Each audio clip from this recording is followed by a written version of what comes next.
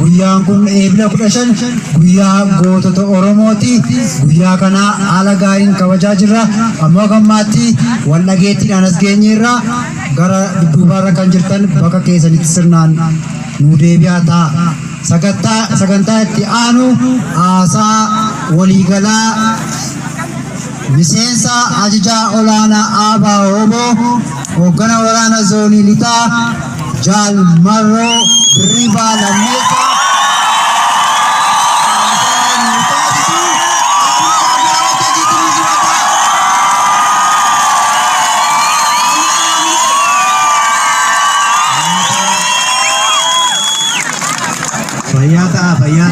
Fayyata.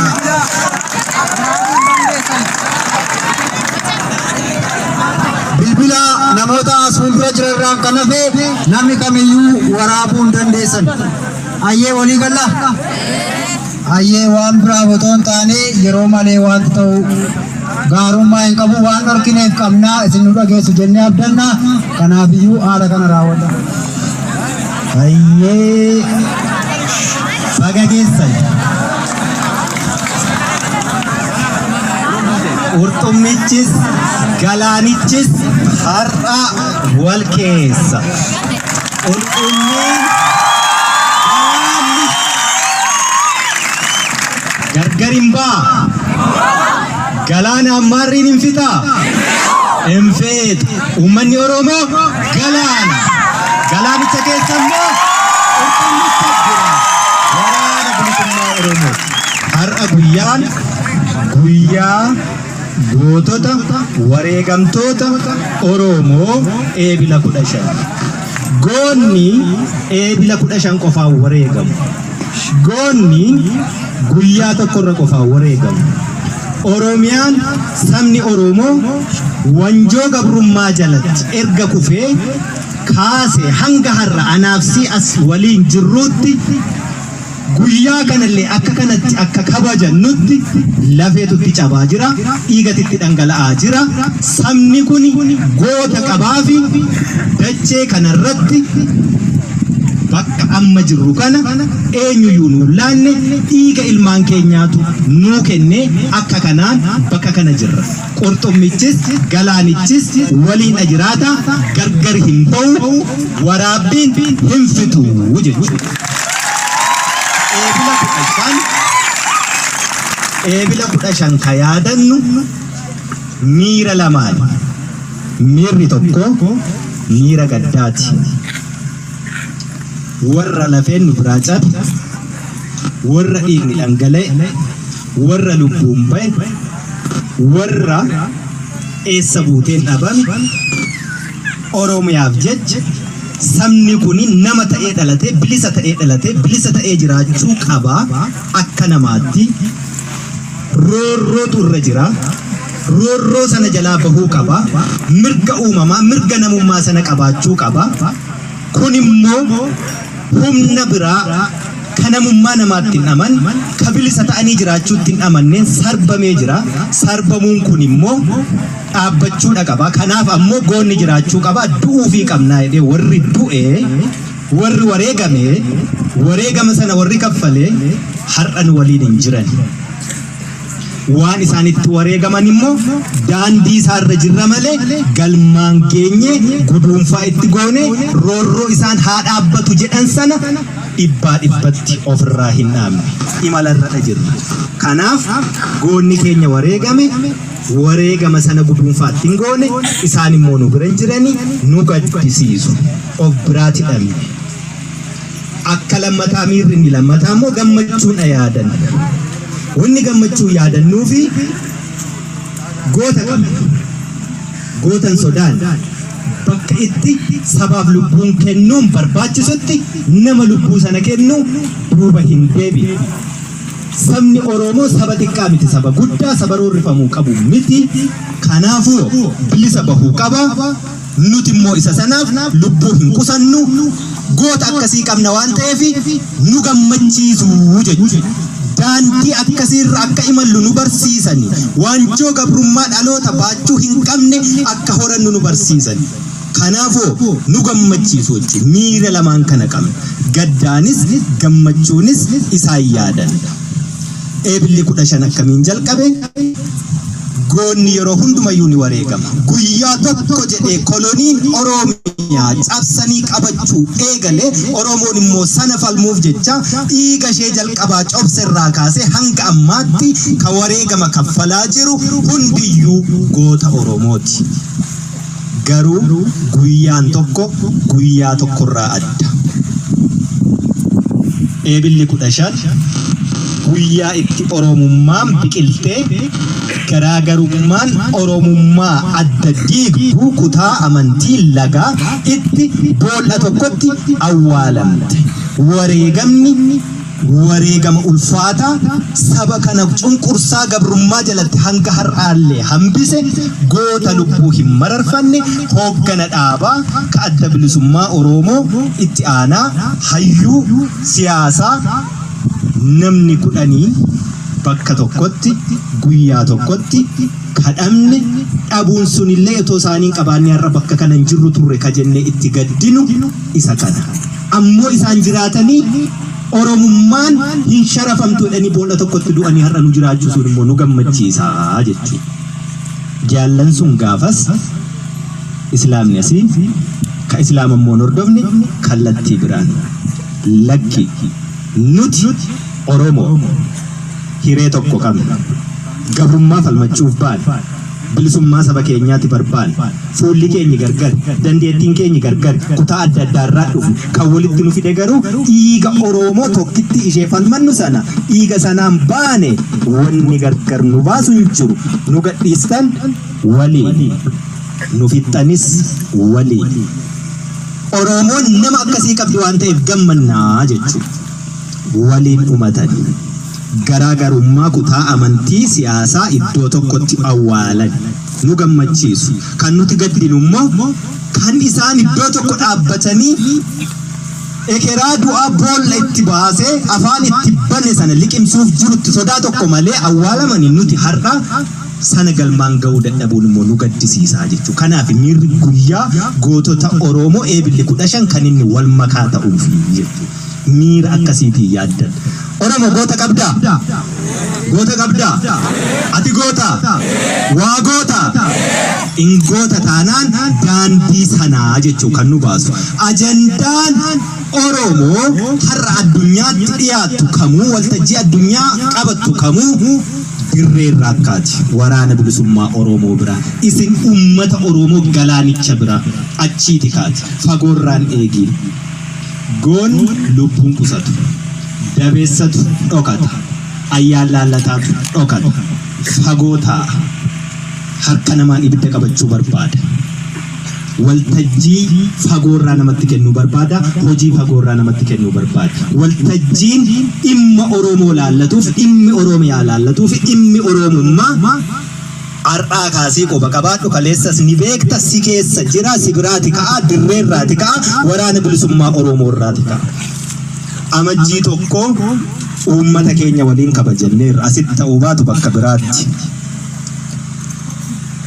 Amajjii tokko rakkoon Itoophiyaa keessaa erga furmaata dhabee karaa nagaa didee Itoophiyaan raafamuu qabdii raafamtee ammoo Oromoon achi keessaa dhadhaa ta'ee bahuu qabaa jenna. Itoophiyaan raafamtu suni amma raafamaa jirti sirnumaan. Amajjii tokko kanaan kabajne karoora sana ka eegne olitti itti milkoofneerra. Har'a dacheen Oromiyaa hundi ishiitu golli Oromiyaa hundu kutaan Oromiyaa hundu waraana bilisummaa Oromoo qabaa jechuu ka eenyuyyuu kaleessa keessa socho'uu hin dandeenye. Waraana kana ka jiraachise dhaaba biraa miti, biyya biraa miti, saba biraa miti, ummata Oromoo sini warra miidhatee nu dhale kanaa jechuudha. Eenyuyyuu qawwee kana nutti hiine nutti niine eenyuyyuu kana dhiigaan hiikkannee saba kanatu nutti hidhe wallaalaa keenya qotee bulaa keenyatu nutti hidhe jechuudha. Har'a namni hedduun beekaa ka jedhamu qabsoo Oromoo beekaatu gurgure. Ansinitti ni yeroo hundaarraan seesu dhugaan dubbadhu dhugaafan du'a dhugaafan jiraadhu jireenya barbaadu yoo ta'e eessattuu ni argama. Jireenyi garuu fuula ifaa akkasii kana gammachuu uummataa akkasii kana rakkoo gadadaa adda addaa keessatti illee waan barbaadu beeku fuulli isaa irraa ifu arguu caalaa gammachiisu hin jiru. Gammachuun nyaataa dhugaatii mana konkolaataa sana miti jedhu. Waan dhalatanii bilisa ta'anii dhalatan bilisa ta'anii jiraachuu caalaa wanni nama gammachiisu hin jiru jechuudha. Kanaafuu uummanni kun galaanni kun jechuudha. Galaanni waraabamee hin dhumne kun ka qurxummii dhabamsiisuun kan danda'amu yoo galaanicha waraabanii gogsanii jedhanii karoora kanaan itti deemamu sanaafis manni keenya gubate dhalli keenya dhumate sinaayiparaan buqqee mataa nurraa buusaa turan. Akkasuma miti asitti naannooma kanatti duune jennaan warri du'e san of qofachuu dide jennaan har'a bakka kana qulqulleessinee bilisa baasnee bira taa'aa jirra jechuudha. Shaneedha nuti shanee miti waraana bilisummaa Oromoo. Nuti shammit miiliyoona 50 sanaa oli. Uummanni kun galaana kana xiqqeessuu hin danda'amu yoomiyyuu.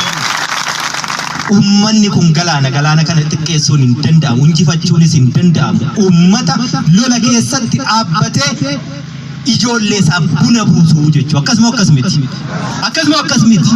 Ni sodaattaarra kaleessayyuu yeroo asitti lolamu karaa biraa hulluuqte waraana kee bishaan buusaa turte jechuudha.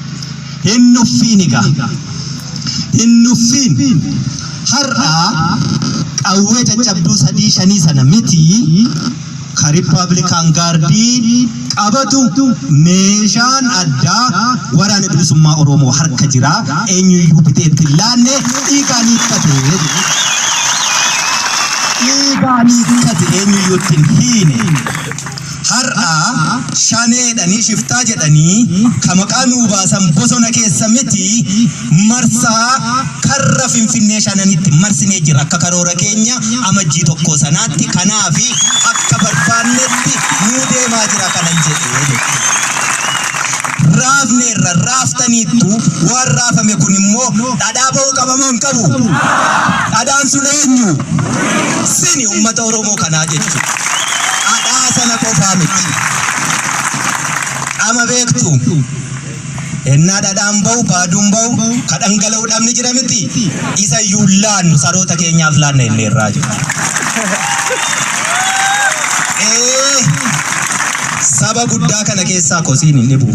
Maatii keessayyuu haadha tokko abbaa tokko irraa ka dhalatte ijoolleen daa'ima walqixa nama gammachiisti.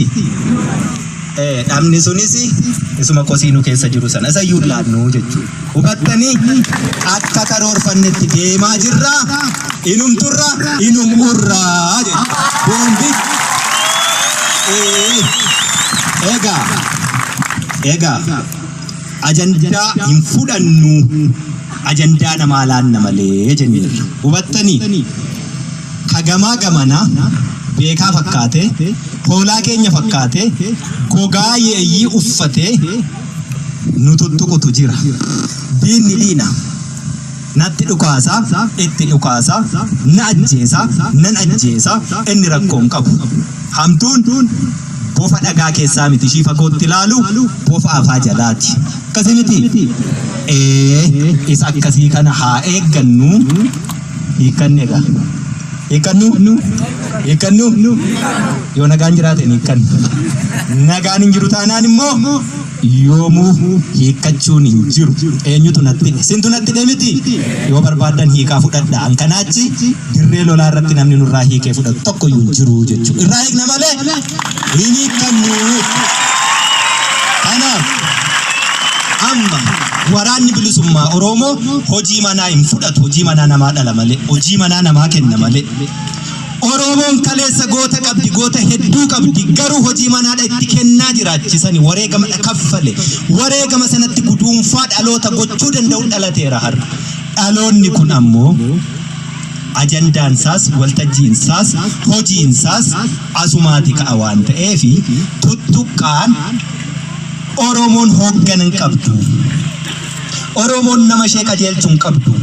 Oromoon hoogganan qabu galaana kana maaltu yaasee asisa fide. Oromoon hoogganan qabu har'a akkamittiin bobba'ee galuutti jira.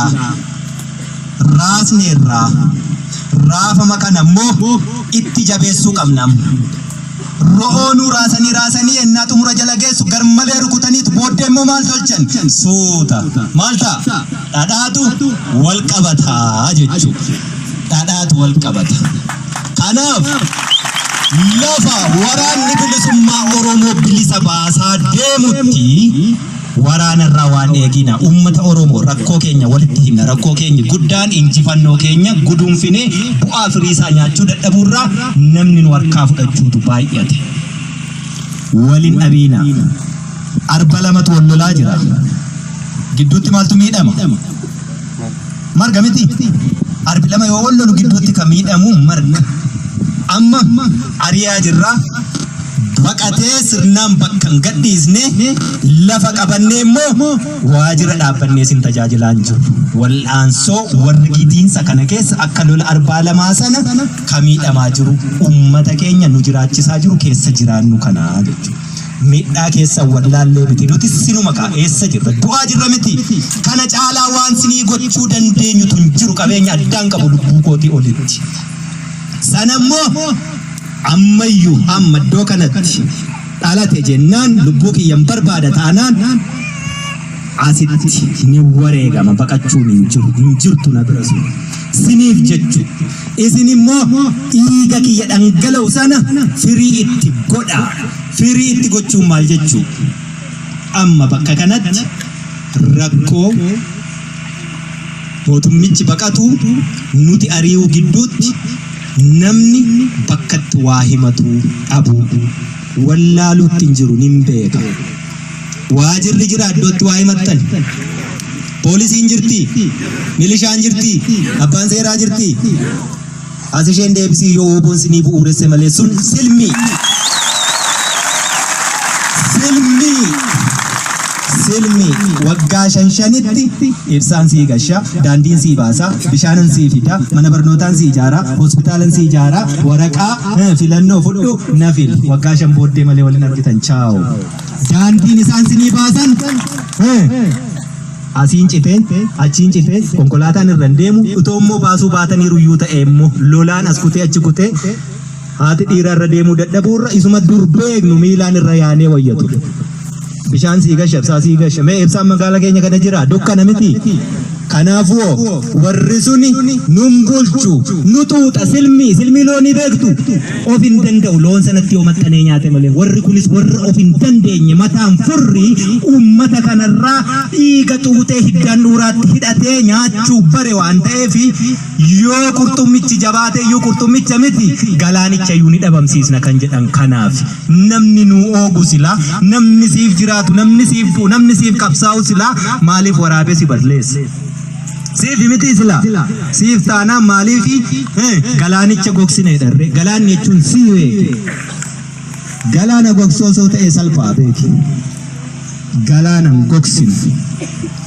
Kanaaf warri kun as nutti hin deebi'an bulchiinsa mataa keenyaa haga tolfannutti waraana rakkisiina. Waraanni ammayyuu hin guduunfine jenne mitiire guduunfineerra dhadhaan baheera raasaa jirra miti. Yeroo raasaa jirru kanatti isin jaarsa biyyaa jira, abbaa amantii jira, nama nagaa qabu jira.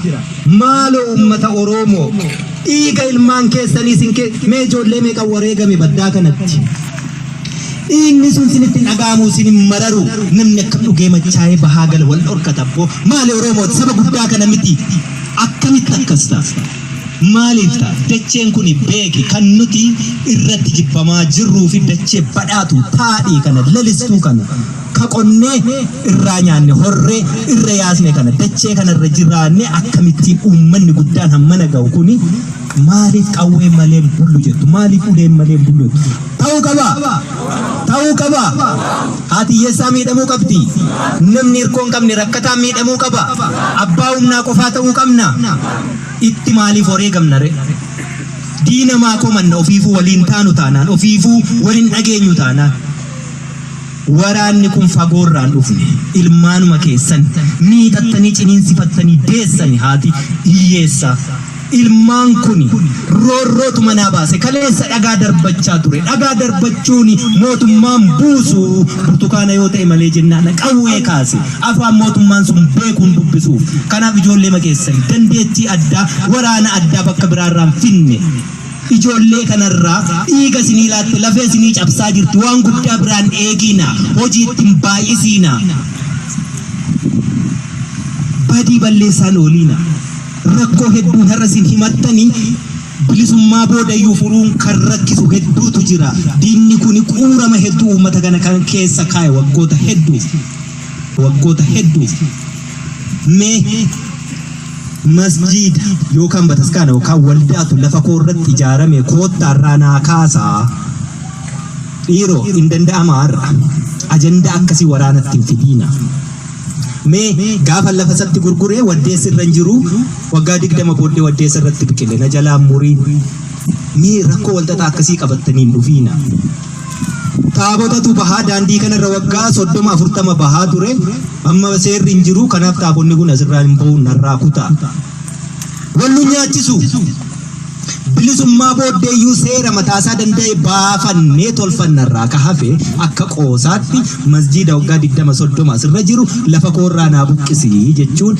mee hin danda'amaa dhiiroo kanaaf qabsoofne rakkoo kana hunda furuu ka danda'u maali bilisoomu bobbo rakkoo kana hundumaa furuu ka danda'u bilisoomu sammuun bilisa bahe sammuun ofiisaa herreegee ofiisaa yaadee ofiif hojjetu gaafa seera tolfateetu ijoolleen keessan isin keessaa baate isin beektanii silmii sana kan hin taane dhiiga keessan kan hin tuunne ofii dhiiga kasin liilaattu gaafa Oromoon aangoo barcuma siyaasaa qabatedha inni kun raawwachuu danda'a waan ta'eef har'amee waliin dhabiina waraanni kun yerootti taa'ee rakkoo sinii furuu hin qabu wareegama kaffalaa jira itti guduunfuuf deemuutti jirra mee waraana kaleessa as keessatti argitan argaa jirtu warra kaleessa as keessatti ari'ee harkaan qabee irraa hiikaa ture argaa jirtu warra kaleessa peermusii zambiila itti baattanii itti beeloftan argaa jirtu hedduun isaa eessa jira kufee kuffisaa jira eessa karra 5 Finfinnee irratti akkuma jenne xumuruu qabna moo hin qabnu xumuruu qabna erga xumuruu qabna ta'e immoo obsii jechuudha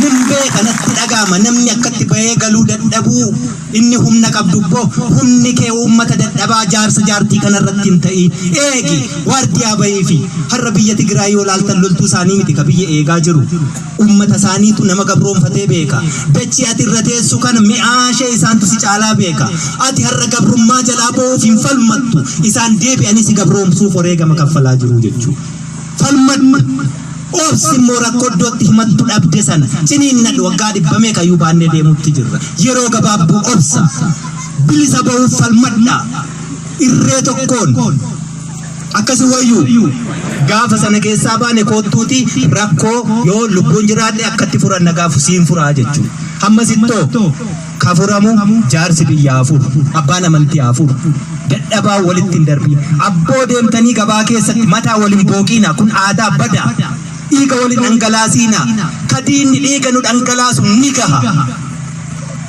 injifannoo keenya argame kanatti illee bishaan hin naqiinaa jechuudha bu'a yoo ta'e waraana bilisummaa Oromoo caalaa uummata Oromootu dhumate har'as akkasuma miti naannoo kanatti wareegama kaffalame yoo lakkoofne waraana caalaa uummatatu wareegama sanagaa kan nuti bishaanitti naqaa jirru wareegama sanagaa kan nuti seerri hin jiru jechaa jirru seerri jira seera afaaniin dubbannee wal dhageenyu ta'uu qaba malee seera waraanni dhufee qawween nama qajeelchu ta'uu hin qabu hubanneerra waraanni dhufee nurraa taa'u waraana nurraa kaasu jettanii masjiidatti bataskaanatti kadhataan jirtanii maaf ofitti hawwitu maaf ofitti yaammattu rakkoo keessan gola keessatti fura iccitiin Oromoo diidan bahiin sabni kun saba tokkicha hiree tokko waliin qabu aadaa tokko waliin qabu sirna tokko waliin qabu waliin qabna malee waa waliin dhabne iyyuu tokko iyyuu hin qabnu wanni waliin dhabne immoo bilisummaa sanaaf immoo waliin falmachuutti jirra hireen keenya iyyuu sana gabrummaa jalaa ba'uuf fagoon laaliina beekaa adda addoo biraarraa kan finnu tokko iyyuu jiru asuma keessa jira ummanni waa hunda of keessaa qabaa jechuudha inni profeesara, inni dooktara, inni injiinera, inni looyera, abbaan barbaadeeyyuu as keessaati ba'a. Daa'ima kichuu har'a mana barnootaa jirturraa kaasee haga jaarsa miila sadiin deemeetti. Kabajaa walii kenne Oromoo injifannoo kee dabarsee kennuu irratti yeroo hundumaa guduunfaa biraan geessee si harkaan bahiin nu harkaan baasiina bara dhufaa dabraa gootan dhabne. Sanaafuu gammachuu qabna goota qabnaa enne goonni keenya waan itti wareegamedha guduunfachuu dadhabne kanaafuu gaddaa jirraa jira. Gaddi keenya lapheenu cabsu itti fufuu qaba hin qabu keessaa bahuu qabna. Wallaalaan ta'ina nuti ummata biyya soorettii qabnu saba hiyyeessa akkasumatti biyyi keenya sooretti sabni biyya sana jiru nuti Oromoon immoo hiyyeessa. Kan nu hiyyoomse saamicha, kan nu hiyyoomse silmii hiddan dhuura keenyaatti maxxanee dhiiga keenya tuutu sana akkam baranne warra nu fedhe. Mee dargaggeessa har'aa qeerroof qarree har'aa laala badaa jirra nuti gabrummaan nurra jirtu karaa saasaan duunu qofaa miti dhaloota har'aa laalame surreen asirraan gabbu'eera. Asiin kun banaa harmi mul'ata safuu qabdi Oromoon. As jala caatii jira, as jala bishaan Haayilaandii jira, as keessa maaltu jira, sukkaara maalii jira. Dhaloonni kun waa falmachuu hin danda'u. Warri nu butummoo dhaloonni kun akka akkas ta'u fedhu. Dhaloota mirga ofii falmachuu hin dandeenye suusii mataasaa gabroonfate. Ofiiyyuu gabroomeera gabrummaa falmachuu hin danda'u dhaloonni akkasii. Yeroo dhaloonni akkas ta'u callisanii ilaalan. Yeroo safuun baddu aadaan baddu callisanii ilaalan dhaloota akkasii bituun salphaa waan ta'eef. Akkasumatti dhaloota akkasii bituun salphaa waan ta'eef.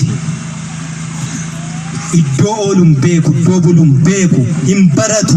Namni hin baranne immoo hin jijjiiramu. Namni hin jijjiiramne ammoo waan barbaadu hin beeku. Namni waan barbaadu hin beekne ammoo gatii xiqqootiin iddoo barbaadanitti waan barbaadan dalagsiisu. Kanaaf gantuu fi yartuu fi ayyaan laallattuun nu keessatti baay'atee jechuudha. Baradhaa. Aadaa deebisaa. Safuu tiksaa.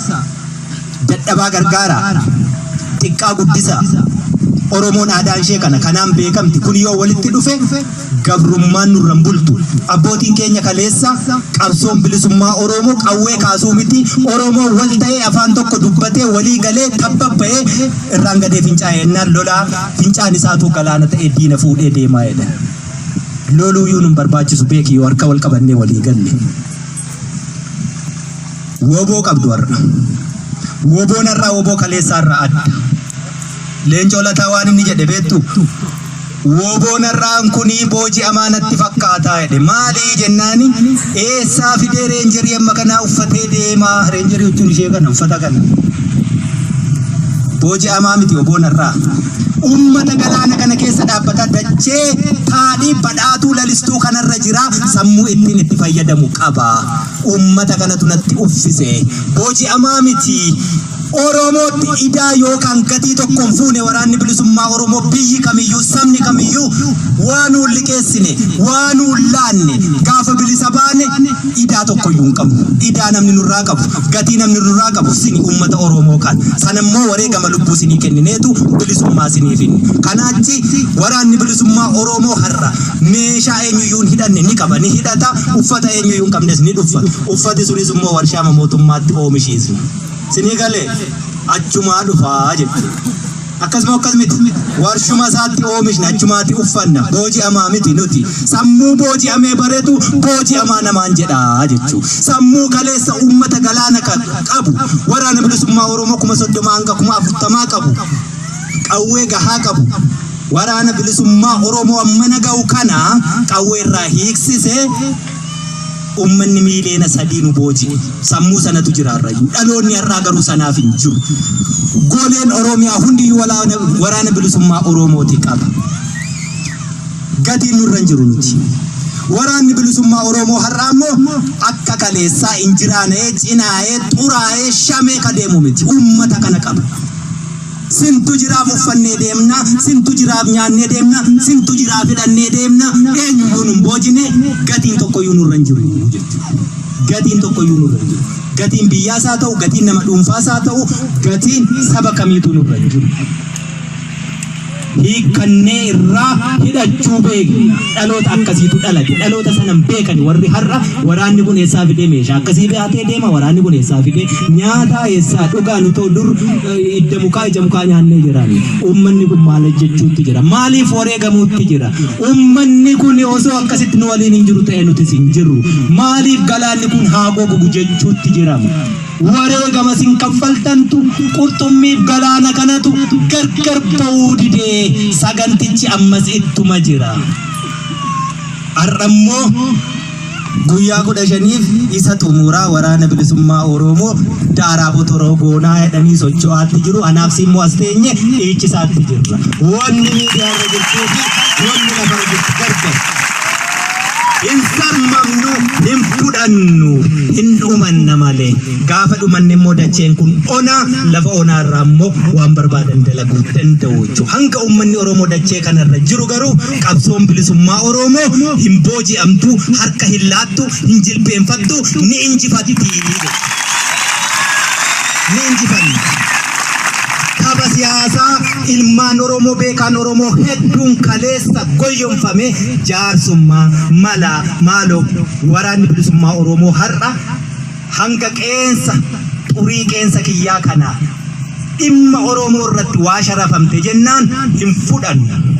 Dhibba barbaanna dhibba argannaan immoo duubatti hin jennu jechuudha. Kanaaf hanga bilisa sin baasnutti ani yookaan nan du'a yookaan ammoo bilisa si baasa. Kanuma injiru harka kennuu uummata akkasii qabadhee saba akkasii keessaa dhaladhee saba lola keessatti dhaabbatee buna namaa buusu keessaa dhaladhee harka kennachuun fafaa jechuudha.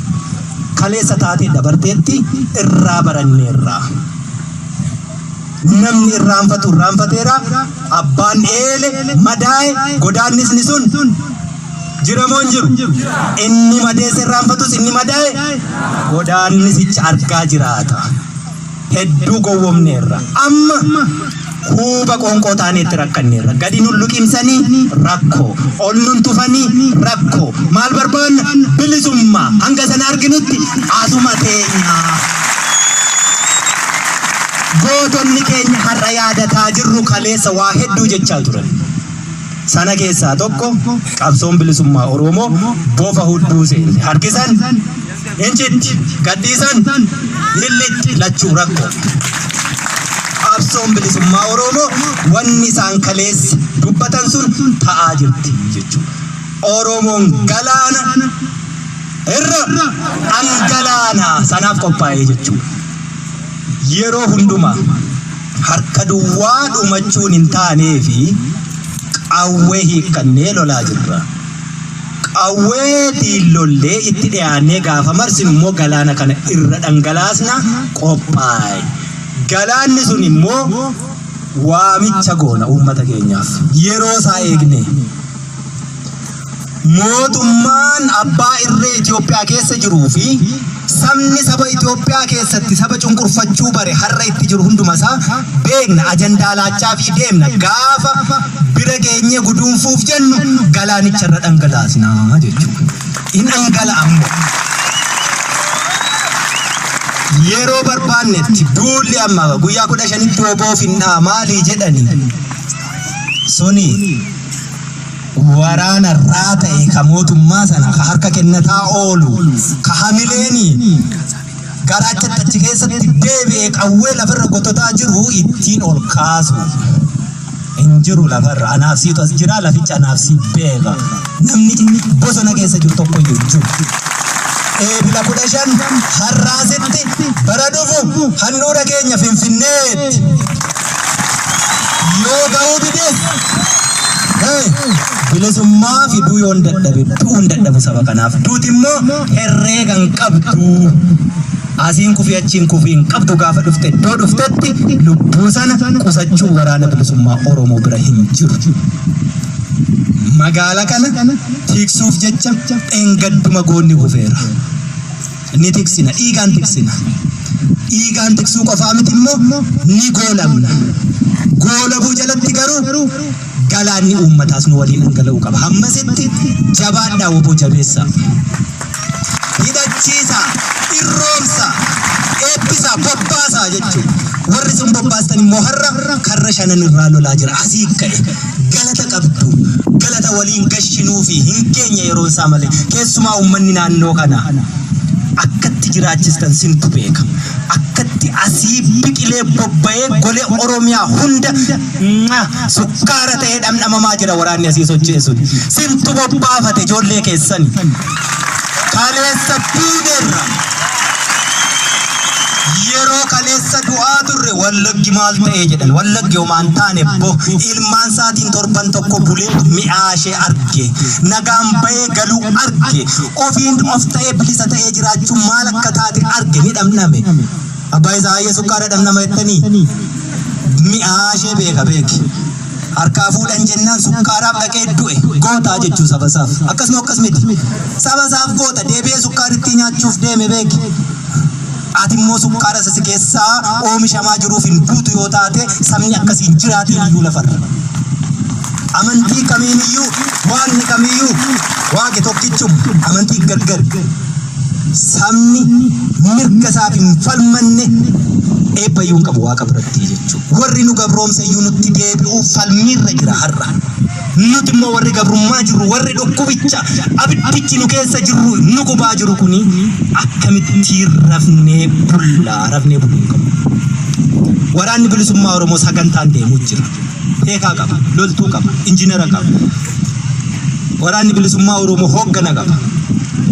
Beekaa fakkaate inni sila sinitti hime gogaa hoolaa uffatu yeeyyii hedduun waraanni bilisummaa Oromoo ni hin faca'u. Eessattuu faca'uu hin danda'u waraanni bilisummaa Oromoo. Ajandaa namaa kennuu danda'u dirree irraa kaaseetu kenna.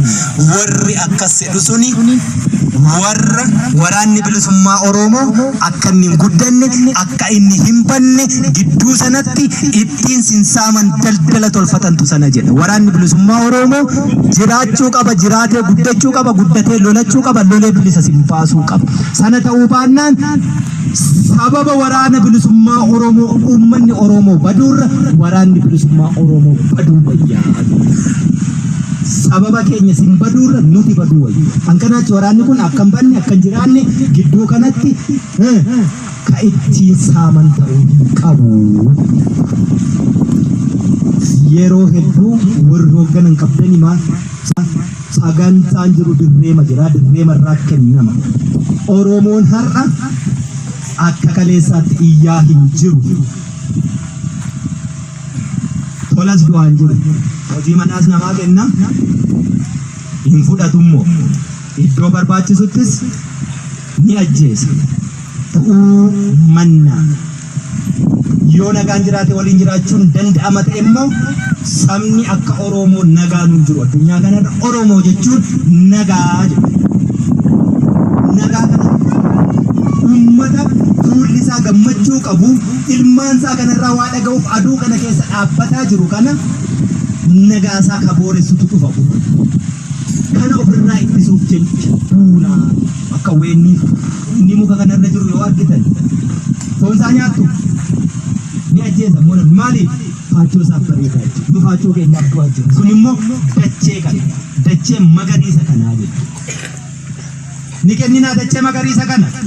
Hin kennimu. Dadhabdanii aduun isinitti bahe nan gabaabsa. Fagoon eeginaa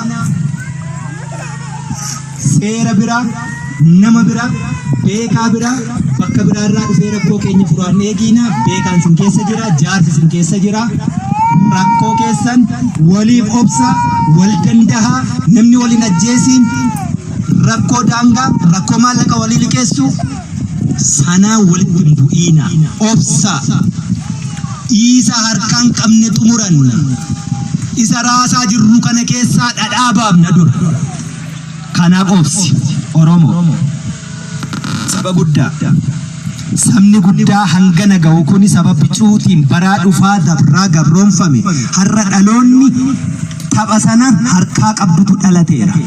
Tapha kamuu yoo taphatanii haqaaqama siyaasaa meeqaan yoo gad dhufanii hin jiru har'a.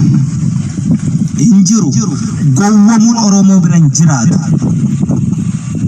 gowwamuu wanni dhumu biran jiru waraanni bilisummaa Oromoo dhimma Oromoo fi Oromiyaa irratti eenyu waliin iyyuu waan sharafamtu irratti marii tokko iyyuu hin qabaatu.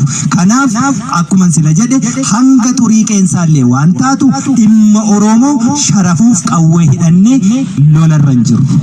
Dhimma Oromoo dhibbaa dhibbatti galmaan ni geenya.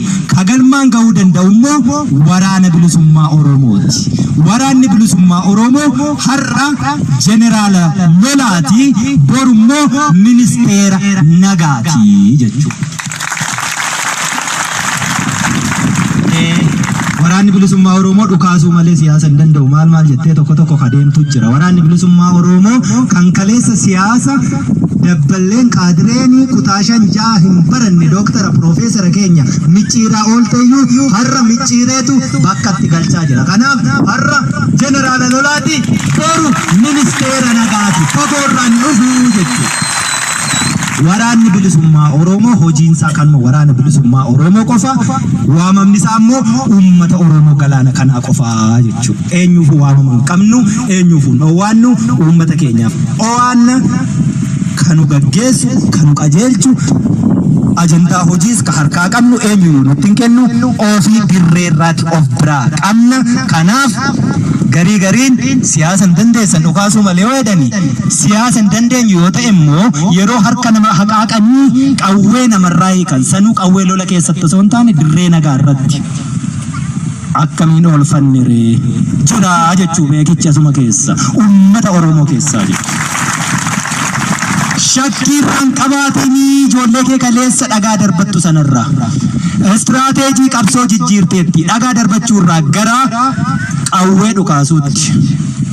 Qawwee dhukaasee gaafatu murtuu jeneraalli sun immoo gara ministeera bulchiinsa seeraa isa uummanni sirna gadaa ittiin bulu Oromoo diriirsuuf qophii jechuu waraanni bilisummaa Oromoo. Fagoorraa hin dhufu. Fagoon jiru. Fagoon laalii.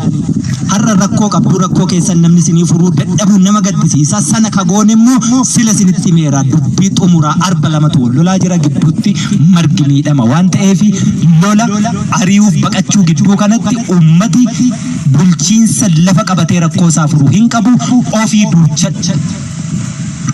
Waliin dhageessanii yoo inni tokko balleesse tokko immoo dhiisi jechuun maali? Hin jiru. Qeerroon bilisummaa Oromoo uummata Oromoo kana hin darariina.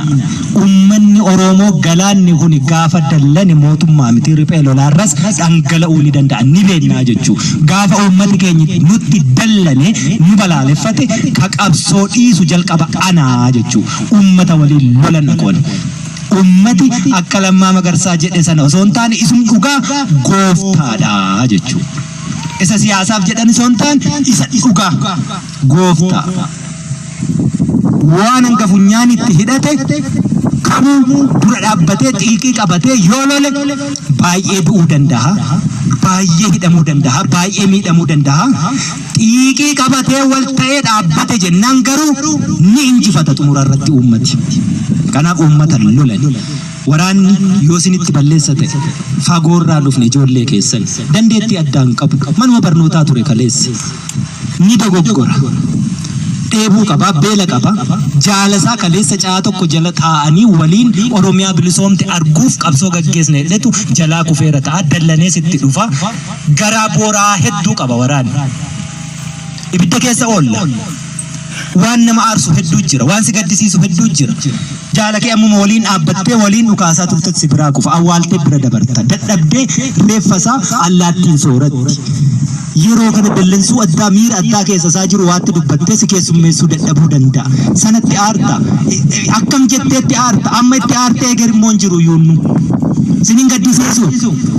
Amma natti aartee borga nama immoo kufee koo dhageessa. Akkuma natti aarteetti itoo araaran buusii akka wallollotti yoon kufe sinin gaddisiisu. Kanaaf waraana keessanitti aariina danda'a. Dandeessaniitu. Bara dheeraa dandeessanii. Dubbii hantuutaa nun taasisiinaa deessee eegeen geesse maal jettee? Wii jettee dhani. Akkasin ta'iinaa. Deenye irraa finne firiisaatti ba'uuf jirra yeroo akkasitti nuffina waraanni keessan sin qofaa qaba sinitti meera gatiin nama tokko nurra jiru gatiin nurra jiru gatii Oromoo qofaa isammoo wareegama lubbuu kaffalla malee waan finne sinii kaffallu jiru sun immoo bilisummaa kanarraa kaafe gatiin ofitti fuune tokko jiru santu nu jiraachisuutti jira nutti deegdani nutti eeltani nutti beeloftani daa'ima keessantu hagabe kiisii keessantu qullaa ta'e gumbii keessantu one sana nin beeka hin dhoksine ammoo danda'aga yoo galaanni kuniif qurxummiin kun gargar ba'e nuufis siniifis hin ta'uu jechuu warra silmii sana hiddaan dhuuraatti maxxanee dhiiga xuuxuu barate sanatu deebi'a nuti filmaatan qabnu filannoo sin qabnu filannoon keenya qawwe ni dida waan ta'eef kanaaf warri filmaata gaggeessinaa maaloo jettanii durgoo birrii 50 bartan kun nurraa dhaabaa jechuu walitti nun buusiina filmaanni keenyi bilisummaa dhugaa fidu filmaata filannoo aangoo barcuma siyaasaa sobaarra nama tursiisuuf gaggeeffamtu barabaraan achii gaggeessanii ka'anii immoo korojoon atameereedhanii daa'imni kichuuni daandii irratti dhiigni dhangala'u naannoo Oromiyaa keessatti tasuma hin gaggeeffamu kun ejjennoo waraana bilisummaa Oromooti filmaan hin jiru ni didame nagaatu didame nutti qoosame jechuu nagaa buusna dhimma Oromoo irratti karaa nagaa soofna Oromoon bilisummaa barbaada bilisummaa sobaa miti fakkeessii miti bilisummaa ishee dhugaa barbaada bilisummaa dhugaa ilmi namaa ilmi Oromoo fi namni Oromiyaa keessa jiru haati dhiiraa qophaa ishee bosona keessa deemtee qoraan funaantee bir'annaa tokko malee galtu ijoolleen mana barnootaa dhaqxee sesseeqaa deebitu malee isa mana barnootaa dhaqanii galgala mooreefi sanduuqaan nuu deebi'u miti bilisummaa akkasiin barbaannu bilisummaan nuti barbaannu waraana uummataa ta'e bosona waraanni jiru keessatti hurraa funaanu yoo deemte waraana kee ta'uusaa amantee bakka sanatti homtuu akkasitti hin buune sintuqne hubatte nagahummaan sitti dhagahame sana bilisummaa jechuun sana waraana uummataa jechuun waraanni bilisummaa Oromoo bosona qabatee keessa jiru ennaa deemtanii hurraa funaantan sodaan sinitti dhagahama uummata Oromoo hin dhoksin nuti isaa akka kaadiree dubbaddoodhanii kaanii booddee immoo dudduubbee isaa waajiraa jedhan miti eegeen namatti hin jiru eegee fixateera eegeen jaldeessa qofaatti jira jechuudha dudduubbee keessa waajiraa inneen gaafannu rakkoo sinitti uumnee irra taanaan ifaan ifatti dubbadha waraana uummataati miti waraana bilisummaa Oromooti ka bilisummaa Oromoof falmu ka hegeree Oromiyaaf falmu bakka nuti jirru nagaatu jira bakka nuti jirrutti yeroo sochootani akka barbaaddanitti deemtu eessa deemtaa namni si gaafatu hin jiru dachee kana irratti dhalatte handhuura keetu asirratti awwaalame kanaafu dachee kana irratti eessa geessee as geessee Harargee geessee Walloo Shawaa Wallaggaa Arsii Baalee Booranaa Gujii Matakkal namni si gaafatu hin jiru Oromiyaan dacheen bal'oon kun kan saba Oromoo irra qubatee jiruuti sabaaf sablammii hiree Oromoo qabu akka seera Oromootti irra buluuti kanaaf bilisummaa dhugaa akkasii barbaanna bilisummaan kun sharafame jennaan qawwee kaasne kanaafu dhukaasni gaafa jalqabaa elemoo qilxuu kun sagalee bilisummaa Oromooti carcar xirrootti dhukaasee har'a goota akkasii yaadannuu suni hanga sagaleen bilisummaa Oromoo goolabamteetti dhukaasni bilisummaa Oromoof afaan qawwee oboo keessaa baatu xumuramteetti alaabaan Oromoo moggaa lamaa diimtuu gidduun magariisaa handhuurri ishee odaa aduun keessaan iftu urjiin diimtuun qarashanii irraan gaatee mul'attu handhuura Oromiyaa Finfinnee keessatti balaliitee alaabaa Oromoo jedhee Oromoon faarfatutti dhukaasni qawwee waraana bilisummaa Oromoo keessaa baatu golee Oromiyaa hunda keessatti akkuma amma itti jirtu itti fufti kanammoo eenyuyyuu dhaabu hin danda'u jechuudha nam tokko galaanni kan dhaabuu hin danda'u qabsoon kaleessa injiraanofne cinoofne ija mukaa idda mukaa nyaanne gammoojjii Oromiyaa keessatti uummata Oromoo miti bineensi Oromoo yoo osoo nun argin bineensi dachee Oromiyaa irraa yoo osoo nun awwaaliin du'aa turre har'a golee Oromiyaa mara wal gaheera iddoo hafe hin qabu. Akkuma akkasaatti harka saatti ummanni guddaan mana ga'uu sabni galaanni kun ammoo waraana kanaa oliitu isa barbaachisa goota nu barbaachisa goota sana haati gootaa deessee gumaachiteetti itti bobbaafna itti leenjisna itti hidhachiifna ni lolla galmaan ni geenya jechuudha wanni duuba nu deebisu humni qawwee tokkoyyuu hin jiru har'a mootummaan jiru olola qofaa raafameera abbaa feetummoo raasaa jira Itoophiyaan kaleessa waraanni ishii waraana guddaa addunyaan kun quba qabdu waraanni bilisummaa Oromoo boxoboxee raasee lolee akka inni kijibaa of tuulaa ta'e saaxileera jechuudha ariyanii irraa hiikuun salphaarra garaasaas onneesaas beekaa jechuudha waraanni bilisummaa Oromoo lolli Tigraay keessatti torbee lamaan numate Oromiyaa keessatti numanne mayyuu waraanni bilisummaa Oromoo motora hannuura hidda lolaa mootummoonni Habashaa barabaraan ittiin malanii sobanii of tuulanii deemanii hidda ishee qabatee jira gadi dhiisuuf immoo hin jiru hanga kututti yeroo kutu sana immoo Oromiyaatu bilisa ba'a gaafa immoo akka abbaa barbaadde akka barbaadetti buluu ni dandeessaa jechuudha.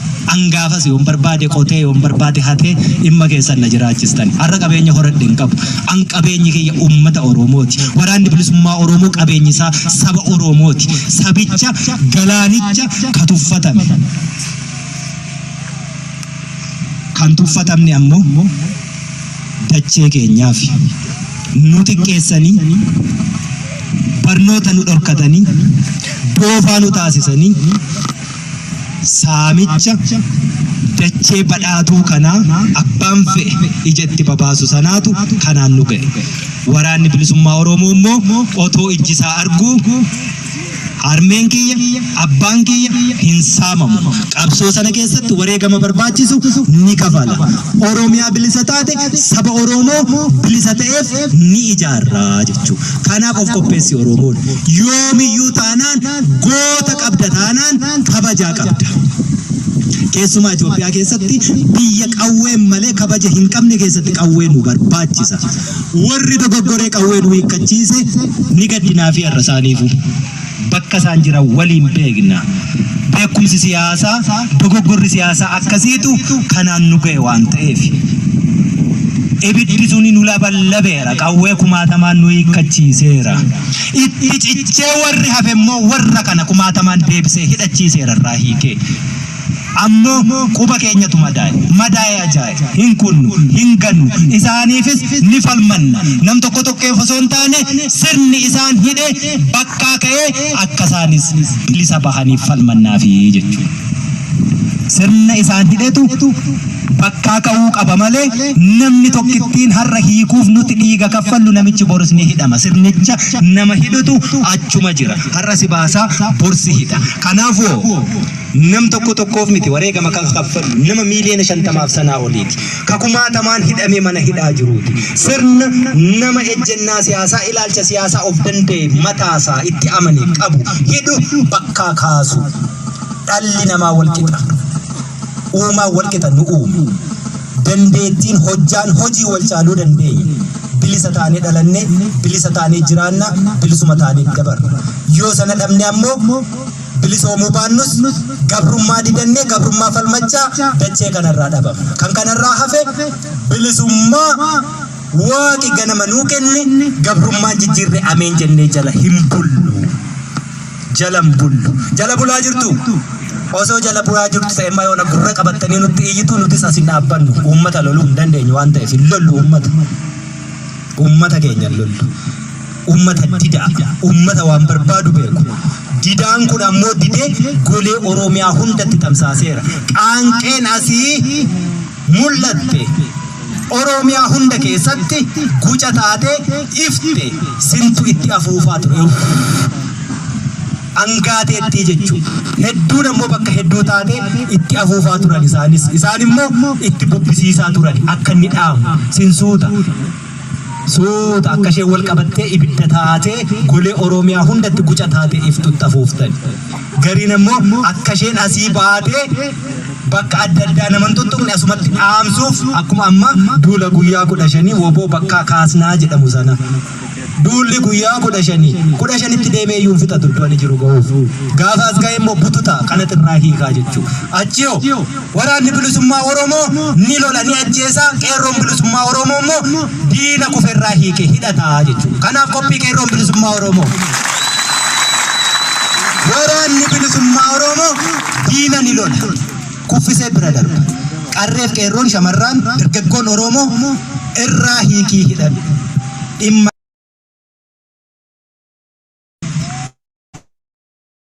qawwee sinitti himee ture.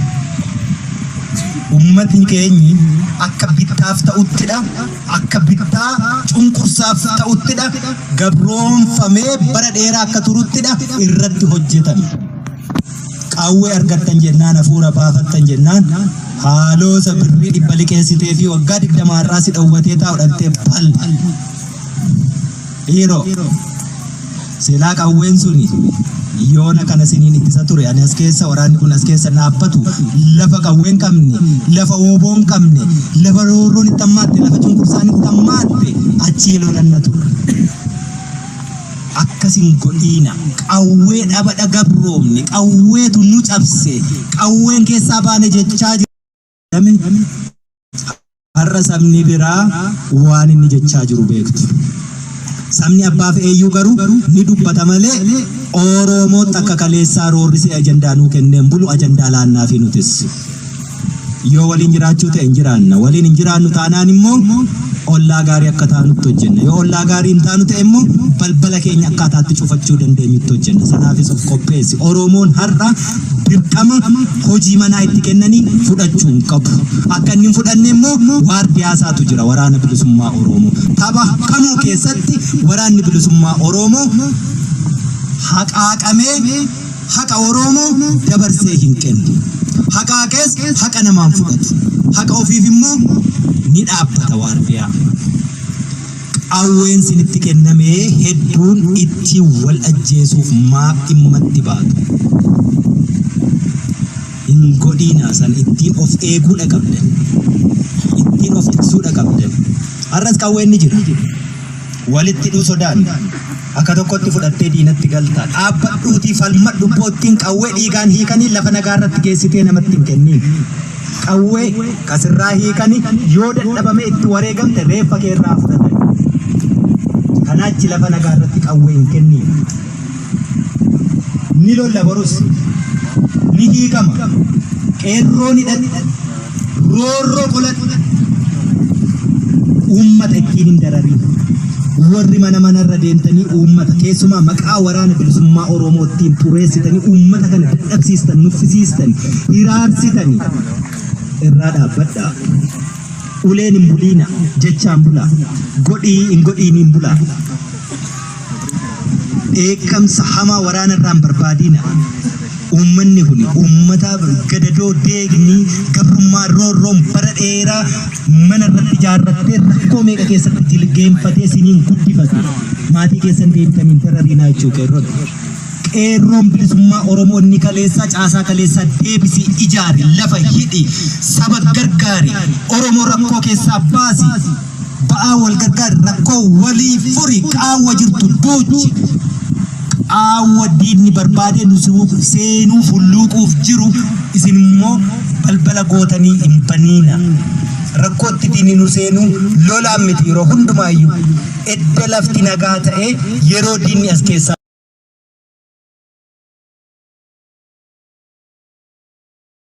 namni wal dadhabina. Ammas irra deebi'een siniin jedha waliin dadhabina. Qeerroon bilisummaa Oromoo rakkoo jaarsaaf jaartii nama dadhabaa furuuf jettanii saba waaqaa kanatti hin darbiina. Namni gaafa dhugaa dabse du'a hamaatu. Dhugaan dabsiin.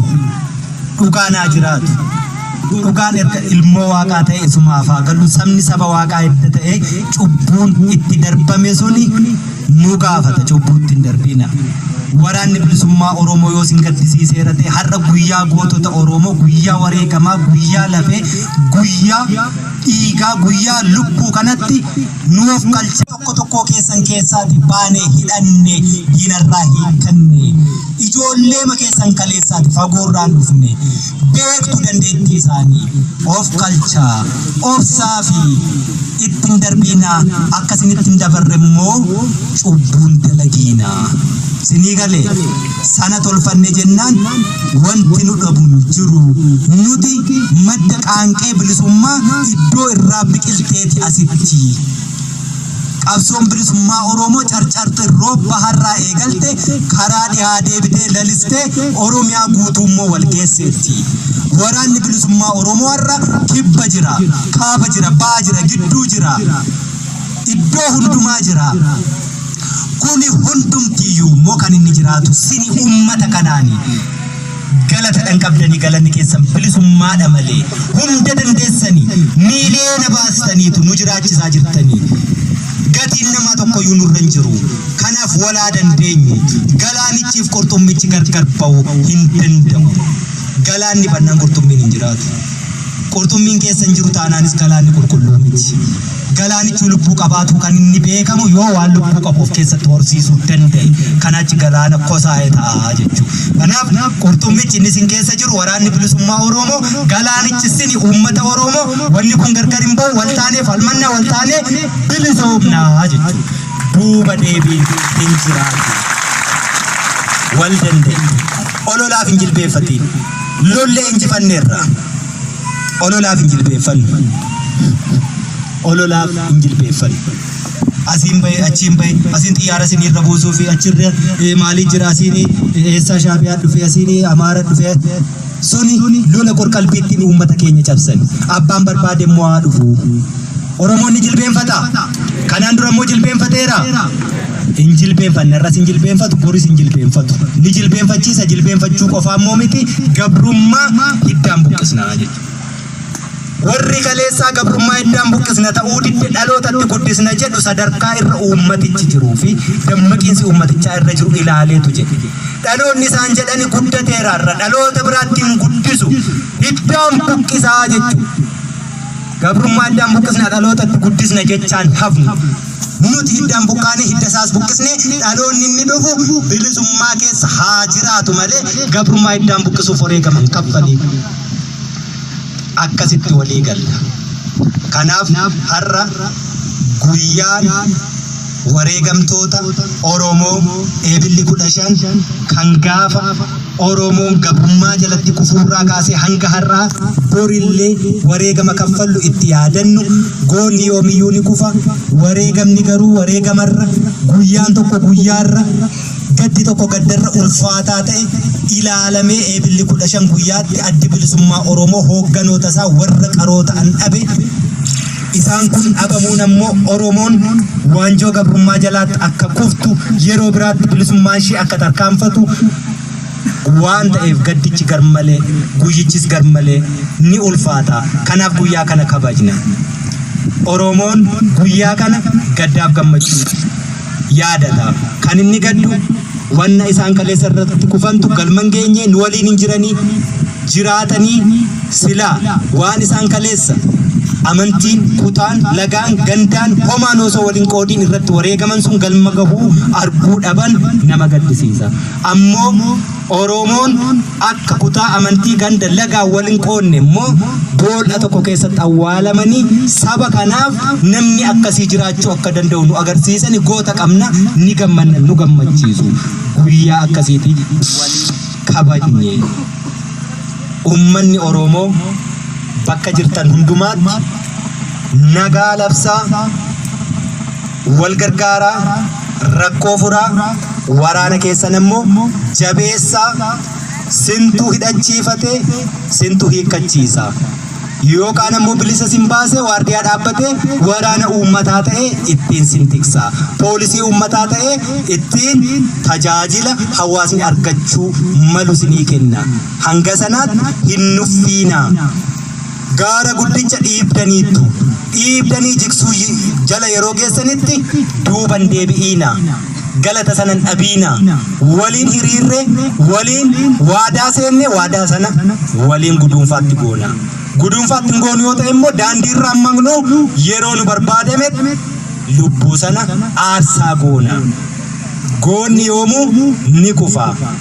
Kufaatii gootaan ammoo qabsoon itti fufa. Qabsoo itti fufee goonni kufeerraa ammoo bilisummaan saba ni dhufa. Kuni hin oolu. Kaleessa bakka kanan turre. Har'a dhiigatu bakka kana nu dhaabe. Borummoo kana caalaa ni bal'anna ni dagaagna.